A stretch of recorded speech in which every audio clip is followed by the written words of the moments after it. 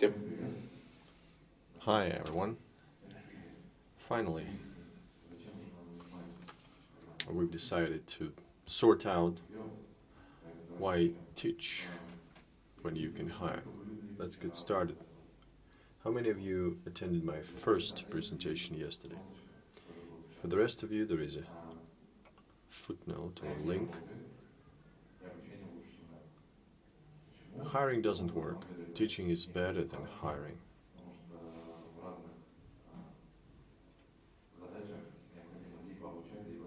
In many tasks, you should either teach or hire. We're going to look at company types, differences in the search for candidates, and what can be improved for the hiring process to deliver results. Before we proceed, let's decide, although I decided without you, how many specialists, how many staff are under small, average, or corporation. Small, less than 100, average 100 to 500, and corporation 1,000 plus IT specialists. Who's available on the labor market?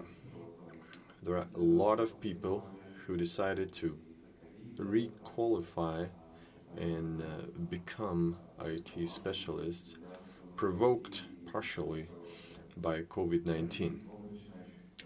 These are interns. There is also a large group of juniors who took training, attended courses, and they're able to perform tasks of all kinds. So they're driven by motivation, but they lack practical experience. Then there is the middle level, upon whom half of the jobs hinge. And my favorite unicorns, senior specialists. Which one of you believe they belong to seniors? I see you are very shy. There are very few of you. Your requests are concrete and specific. You want to tackle difficulties, come out victorious. These people are hard to motivate, especially with money, if you want to lure them away into your company. Money is not what they are after. They're ambitious, and you need to match those ambitions if you want to get them.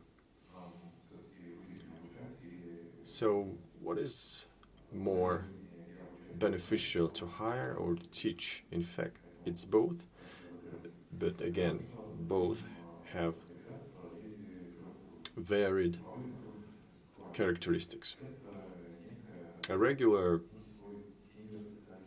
specialist or middle or junior specialist, where can you get this talent? I think this is the key slide of this presentation. We will be circling back to it. Let's use a typical example to characterize the hiring process and see how performative it is. There is a lot of preference afforded to IT background people. Are there any people who hired others in this group? Yes. Great. In most cases, companies look for middle level.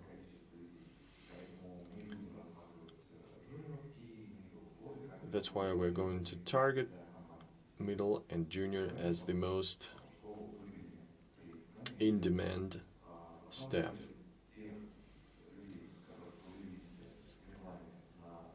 Those who you see as middles for your tasks will begin to reach their capacity 2 months later.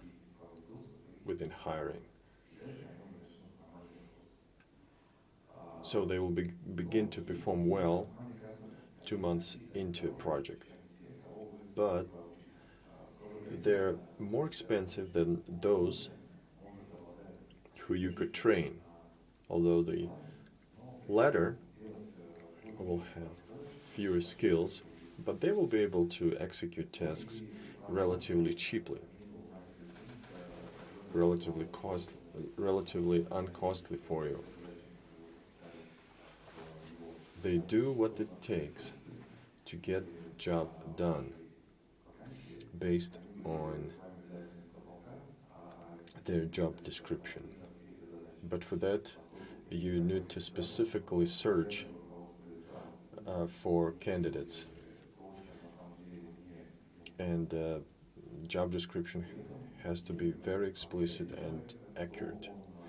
If you train a person, that individual has much more desire to work with you, because they intend to grow further in your company. They intend to go all the way, looking at their peers, looking at seniors in your company who grew out of middles. So they see those examples, or pick something up from conversations or dialogues as snippets of information mentioned here or there. So if you teach someone from the ground up, they take more time to submerge in a task. But if you block the market, there is a risk of not letting recent market developments or upgrades into your company. So you have to make a decision, are you ready for it as a company? And most importantly is that they need much more time, generally, for career actions. Mostly guys who do it are described as imposters, and they think to themselves, am I good enough to be promoted to a middle level? So how do we search for people? And how do we do it if we are a small company? You need to look to your friends to try and get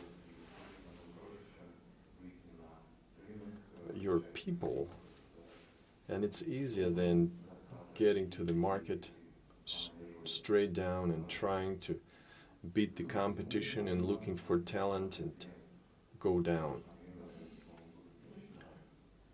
You need to do this through conference talks as well.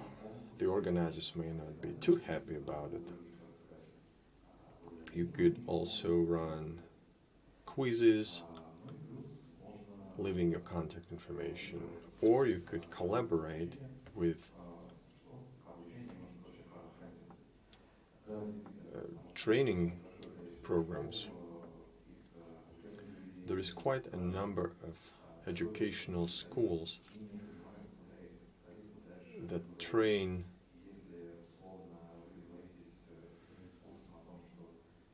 specialists, but they're not sure where those graduates will go. And if those graduates will take your basic positions, you won't have to make an effort. Those programs would deliver all the talent to you.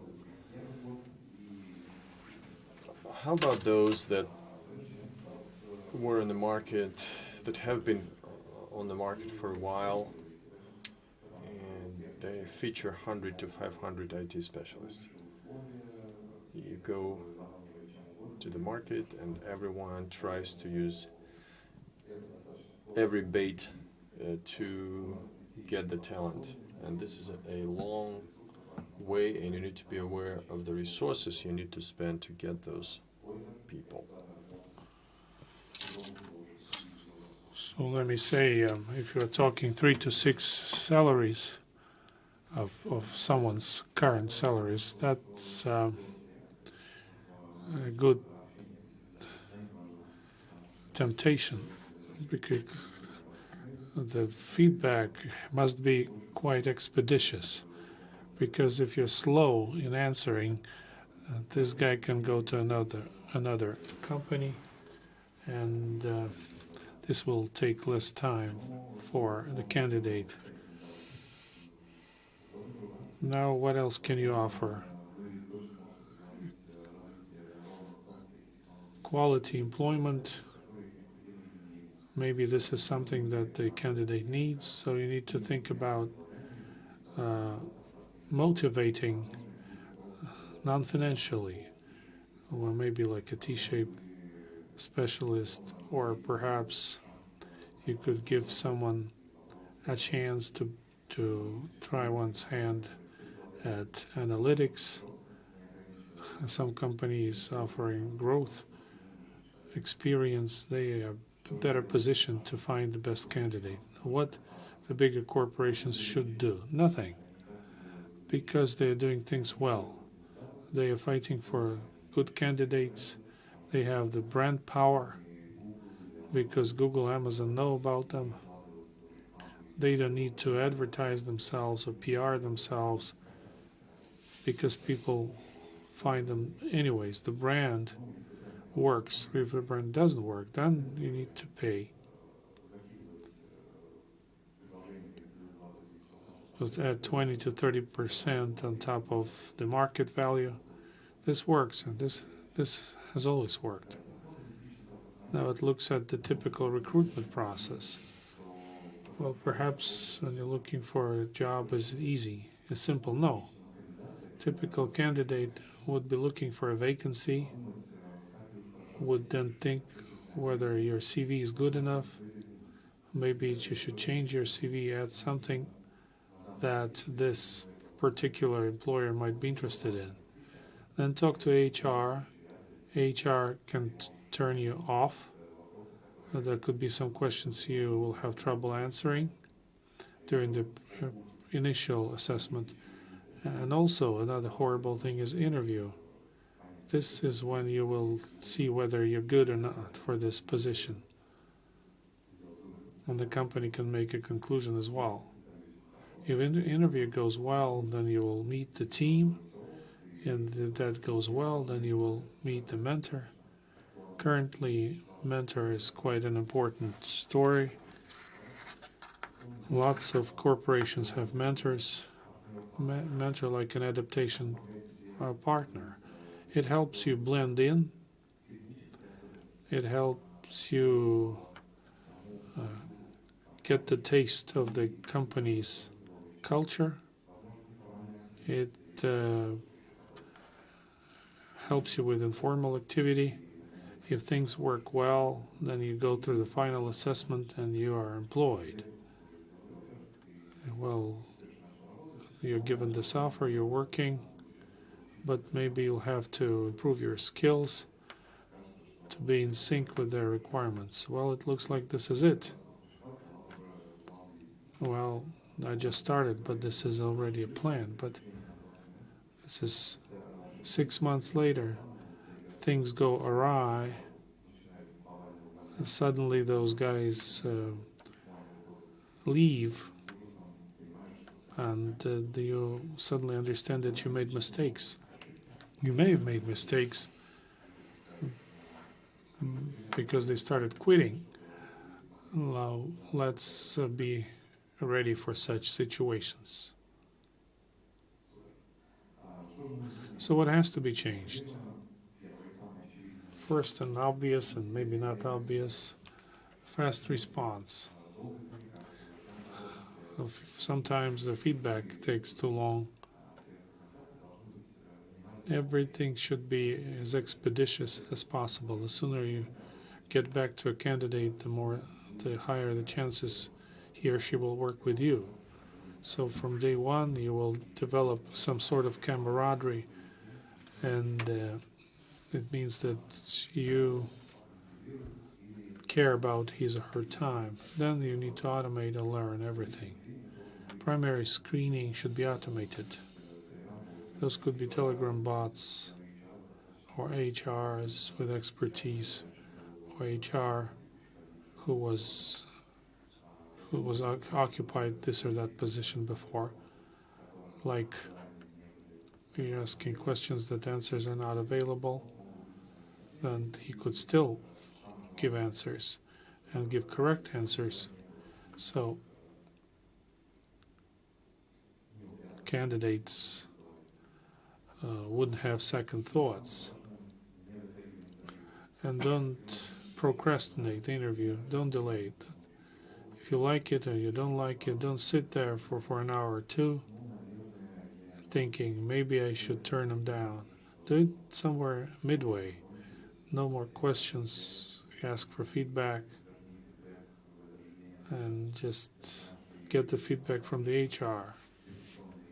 So the reputation risks will stay with you because you state from the get-go that you're no good for us. And quite the opposite. If you're happy with the candidate, why should you be questioning him on and on? It looks like you like the guy. The rest is not mandatory. It's quite optional. But whatever can be implemented still should be implemented. Some stages are not necessary. I don't remember from my personal experience, I don't remember a polygraph test, but there are some employers that say that we might have to take a polygraph test. Tell them right from in the beginning, is he going to take a polygraph test or not? And then SLA. You need to track all the process. Any slow feedback without changes, without measurement, you will never make changes. The more limits you have for yourself, the higher the quality of your work with the candidate, and less time it would take for you to hire. But candidate may take an offer or turn the offer down. So how can you make him take it? Pain and suffering. Because this is necessary for the company and lots of processes would have to be changed. You have to understand the value of people because they're experts, and change of attitude will help find better cadre, and this can also affect their efficiency. If you know that those are not just lines in Excel table, but those are human beings, the situation is going to change. Brand is what is said about your employer, mostly outside, because outside community is what most people care about. So the higher the quality of your communication with outsiders at conferences, yours or other conferences, hackathons, bugathons, and so on, competitions, the easier it would be for others to come and see you because they will know about you and you will be looked at as a potential employer. This is quite important for the brand. Onboarding. The easier it is for the new person to blend in, the faster the employment will pay off. This is quite difficult, but it's necessary because you lose a lot of time asking basic questions. Like you have two people working and they ask thrice about vacation and 100 people asking. So the time spent for typical answers, that could be included in an instruction, or just the standard process of onboarding could include that, like tasking, regulations, access, what should be done on day 1, day 2, during the probation period in the first 90 days. This should be in an onboarding, and then they will know, and you will know also. You will also enjoy not having to ask same questions over and over again. And also you'll build a community. You will build informal communities. Those are the bonuses, like anybody working in the office.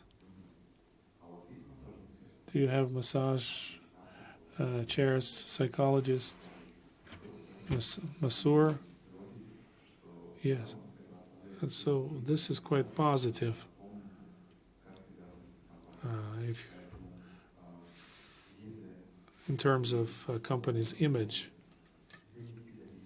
if you get this message across to the business that fruit on Friday in the office is a good idea, or a movie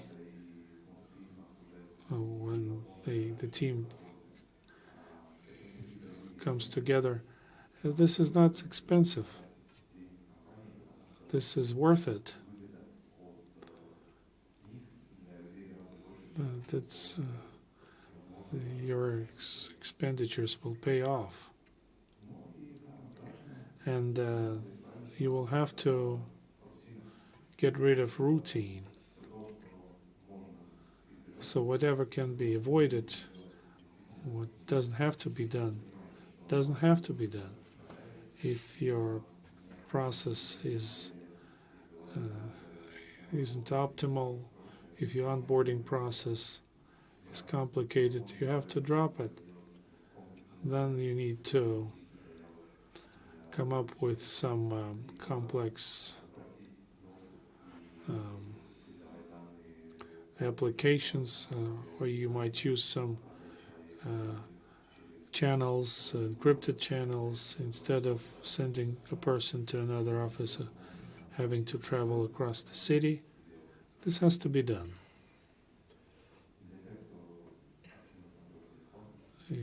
For those, this is my favorite slide. Have I missed anything? For those who've been browsing through the phone, let's look at this slide that was 2 minutes ago, and let's memorize something that was there. 30% senior, 50 middle, and 20 junior.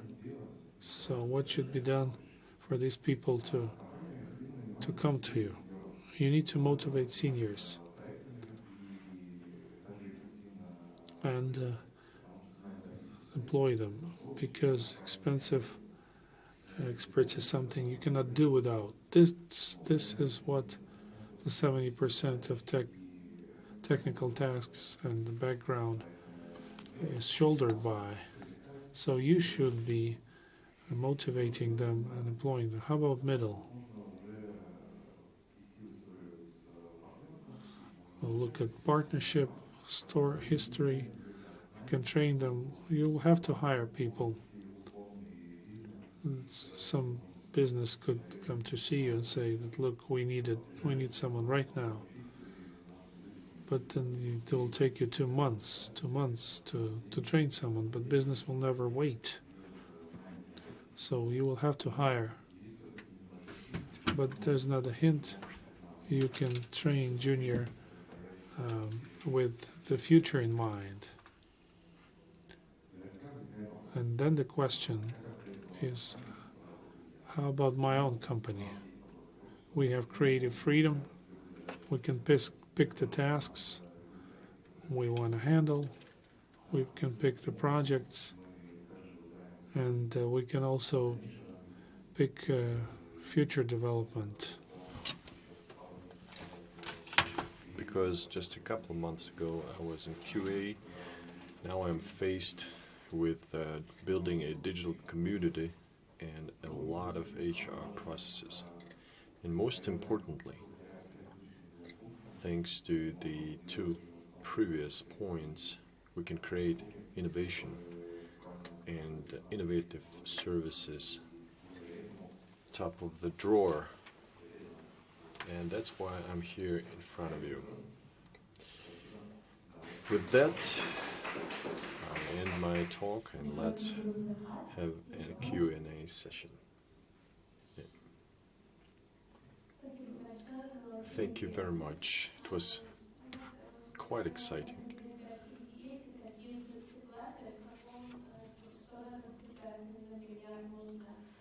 Are there any situations where you need to better go to market to recruit, or over teaching? And from what level do you think onboarding works best? I think onboarding should start from zero in a company.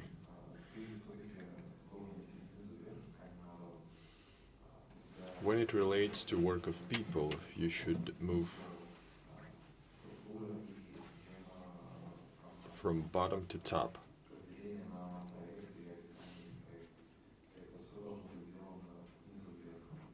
This is a bottom-top approach with the description of tasks for middle and juniors, because they're the ones with a lot of questions. The unicorn seniors don't need any explanations. You just tell them where they work and they will build a fortress there. You need to think back to resource planning.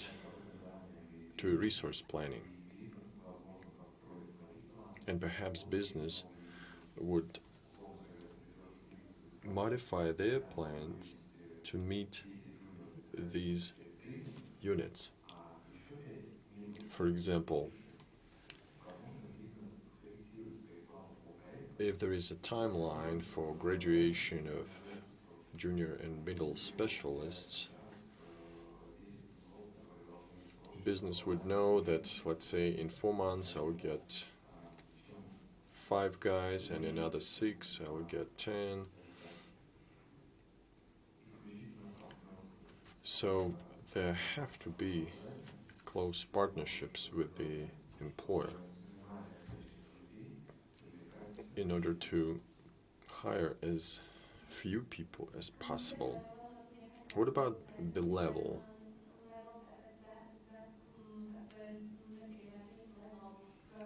The mid-level specialist, can they do onboarding for juniors? If you have good quality career models reflecting all sets of requirements for expertise and experience, middle specialists are able to teach junior specialists. If it's all non-specific, if it's very blurred, then this is harder to do. The more you write down, the more you include in documents, the easier it would be for you to build the process. Could you tell me more about SLA? The more of it, the better, you said. In my company, CTO and IT leaders do recruitment. We set a limit even at the level of CV review. As you receive a CV from a candidate, you need to respond within 4 hours. This way, you will be able to answer if that candidate falls under this team. If there is no approval within 4 hours, then go to the next one. Because typically you have more than one requirement, and there is no need to marinate candidates.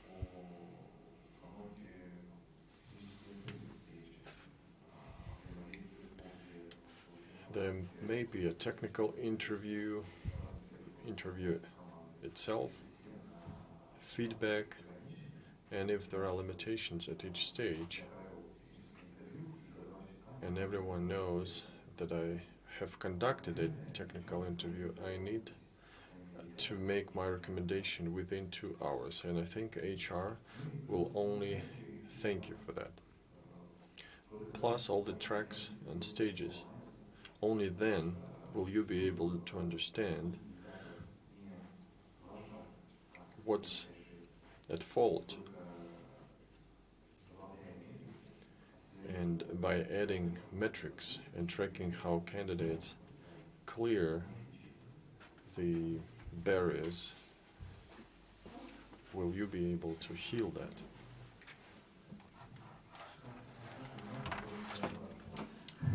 I have an off-topic question.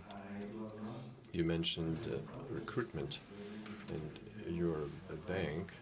Do you ever run into a problem of lack of desire to work in banks, and how can you change their mind? Of course. Is there any mention of the bank name on the slide? All I can see is Alpha Digital. People come to us to develop products for the bank, not in the bank. We design cool, innovative things, but it is the employer of the bank who we consider to be our reliable business partner. A potential candidate might say, so you're a bank, you're with a bank where there is a lot of red tape, I'll have to sign like several dozen papers. No. Cutting down on routine and decision time is something that helps us win candidates. No further questions? Let's have the winner for the question about the onboarding and middle level specialists. All right, that's it.